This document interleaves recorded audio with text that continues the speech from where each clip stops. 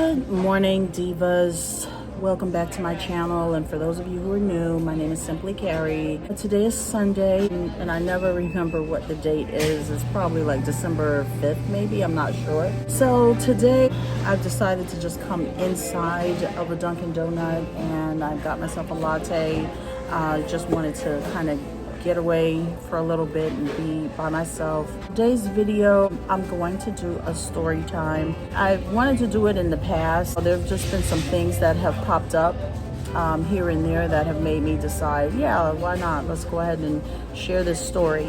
I'm going to take you guys back to when I was in high school. Now, I know you're probably saying, why are you telling me a story that's so old? Because I am 51 years old.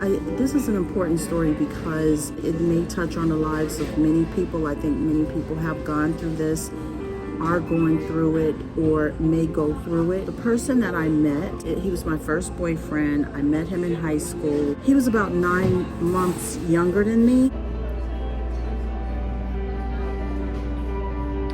Okay, so I decided to move. There was somebody that was in the booth that was just ahead of me, and I don't know whether you can hear my voice or not. I'm trying to keep it kind of low, but I really can't do this video at home. When I met him, we actually met on a camping trip. He was a member of a club that I was a member of, and we went on a camping trip. Now at this time, this was around February, I was extremely upset when I went on this camping trip because there was a guy that I really liked a lot, but I was really shy, and I was hoping that maybe he would make a move on me, or he would send me some type of little candygram, and he didn't. He sent it to somebody else. So, you know, I went there to the camping trip, and I kind of was talking about it to some of the people that I know, and I guess he overheard it, and somehow we struck up a friendship. And as that camping trip went on, it turned from a friendship to now we are dating. He actually asked me to date him, which I thought was really cute, and I liked that. And that's where I got my first kiss. So we started dating, and you know, in high school or any kind of school, middle school, high school, kids, they tend to, they'll get into a relationship, they break up, that kind of stuff. So I exercised my right to break up for whatever reason, I can't remember, but I know I did break up with him at first, but then we somehow ended up getting back together during the course of us being in high school. We were dating, we go to the movies, everything was like really puppy love type thing.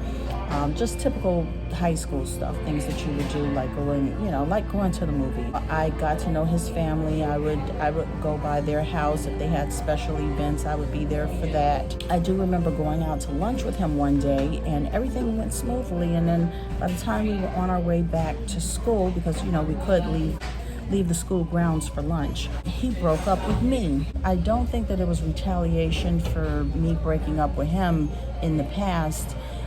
He wanted me to be involved with him intimately, and my mom was extremely strict, and that was a no-go. So, you know, I turned him down. I wouldn't do it.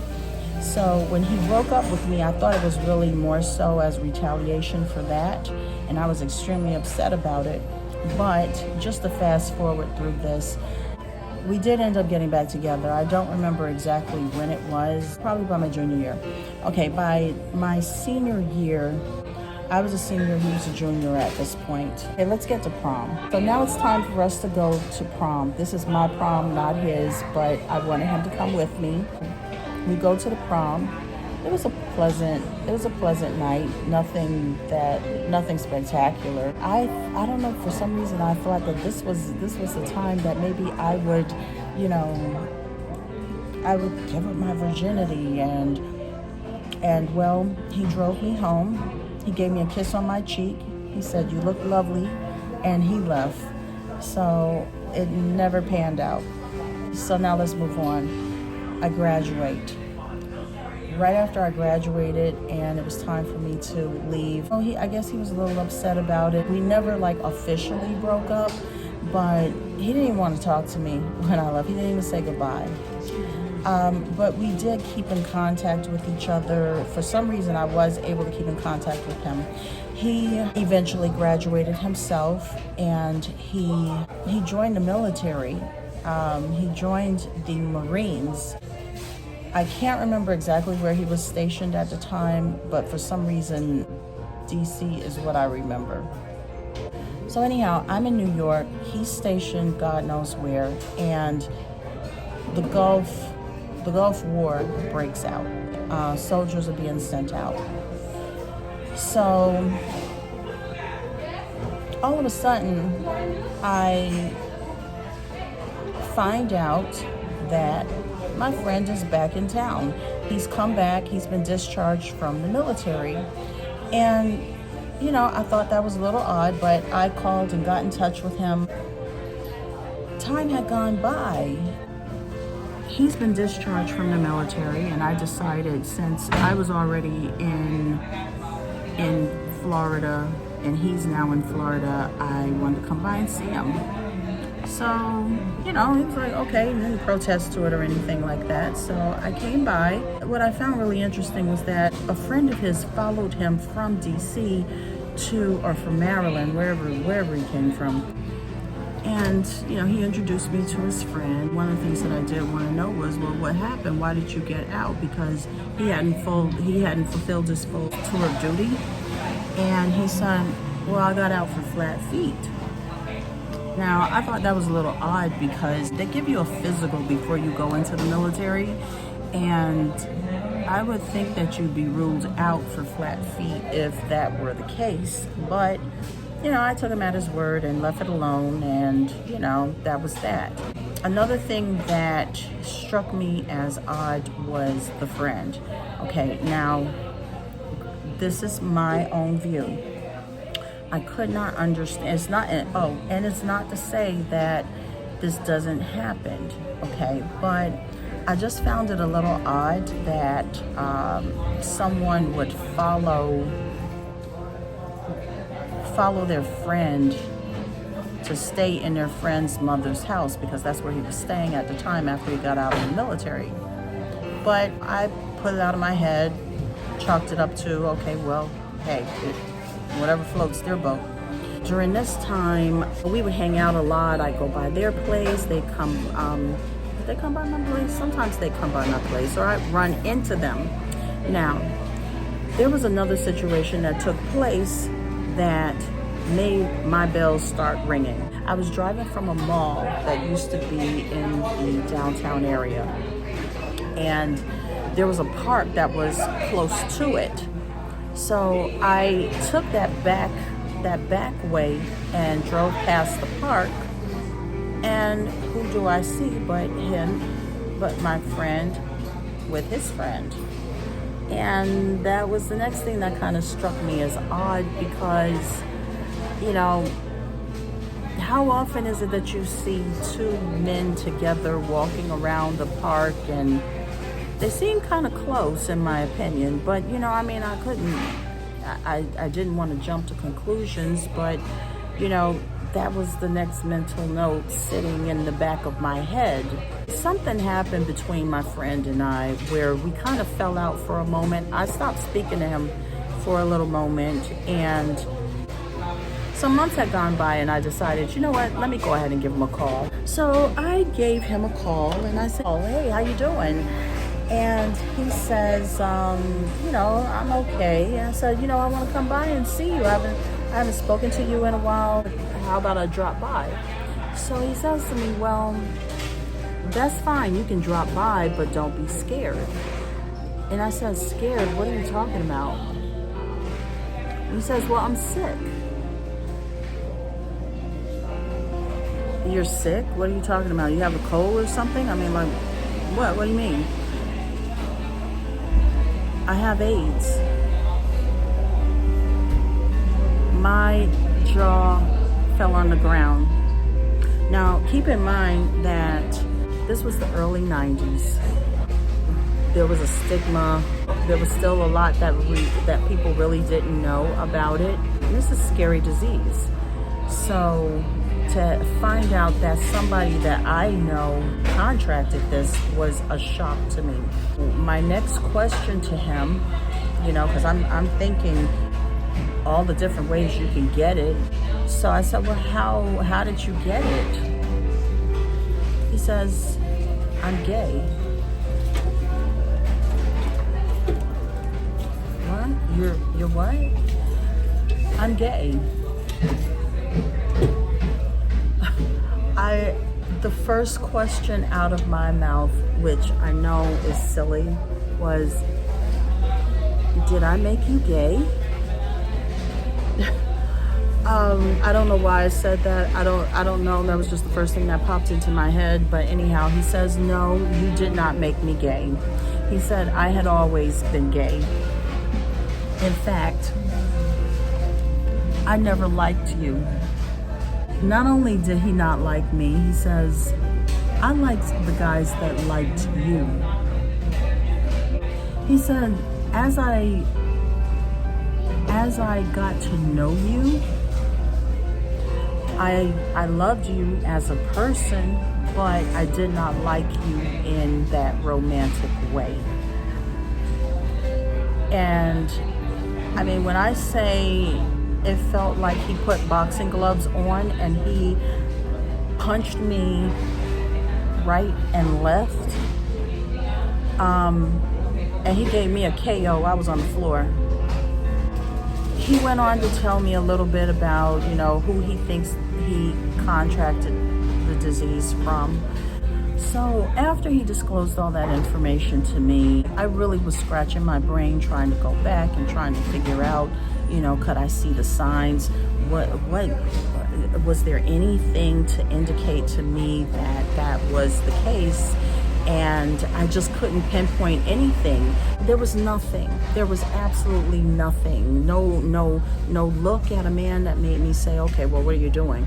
There was nothing that he said that ever made me feel like he liked the same sex. There was nothing. There was nothing. In fact, he told me about a girl that he had a crush on that was in the same class as him, and I used to be a little uncomfortable because I kind of felt that, okay, well, if you have a crush on her, what's to stop you from dating this girl? Now, one other thing that really shocked me as well was his friend, I guess, was bisexual, and his friend also had AIDS.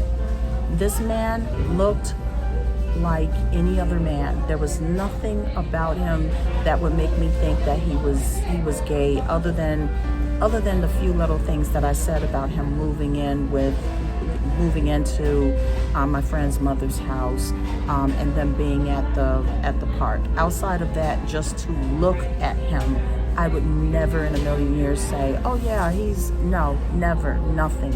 And he used to hit on me like crazy. And as my friend disclosed information to me, he said, I was really afraid for you because I'm going to call him James. Okay, that's not his name. But anyhow, I was afraid that James, because he was hitting on you so much, that maybe you would be interested and you would get involved with him, and he was infected. After that, I became hypersensitive. I would watch everything. I'm listening, I'm watching, and once again, sometimes you cannot see or hear these things, okay? But I was watching, I was listening for anybody, and it just got me to a point where I think I would almost say, you're probably gay before I ever said you were straight. You had to prove yourself to be straight for me. I was constantly looking up, trying to find out about the down low men, trying to get more information, but it was a shock to my soul.